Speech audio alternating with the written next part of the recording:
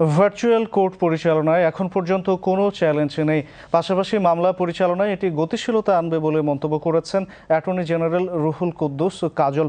দুপুরে নিজ কার্যালয়ে সাংবাদিকদের ব্রিফিংয়ে এ মন্তব্য করেন অ্যাটর্নি জেনারেল। তিনি বলেন, চলমান জ্বালানি সংকট মোকাবিলায় ভার্চুয়াল কোর্ট পরিচালনা ইতিবাচক প্রভাব ফেলবে এবং এর ফলে মামলাগুলো দ্রুত নিষ্পত্তি হবে।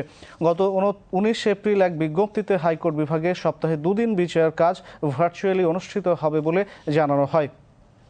এটা নতুন না, আমাদের 2020 সালে করোনার সময়কালে আমরা কিন্তু অভ্যস্ত হয়ে গেছিলাম। হয়তো মাঝখানে কিছুদিন সময় আমাদের স্বাভাবিক বিরতি ঘটেছে, তবে আমি এখনো পর্যন্ত কোনো ডিফিকাল্টি ফেস করি না। আসলে আমাদের কিন্তু একটা কনস্ট্যান্ট অনলাইন কোম্পানি কোর্টের প্রসেস আছে, পেপারলেস কোর্ট আছে যেখানে কোনো পেপারের ব্যাপার। আর তথ্য প্রযুক্তির এই উন্নয়নের যুগে সব ক্ষেত্রে যখন উন্নয়নের ছোঁয়া লাগবে, তখন আমাদের আদালত ব্যবস্থা, আমাদের বিচারিক ব্যবস্থা কেন তার থেকে বিচ্ছিন্ন থাকবে।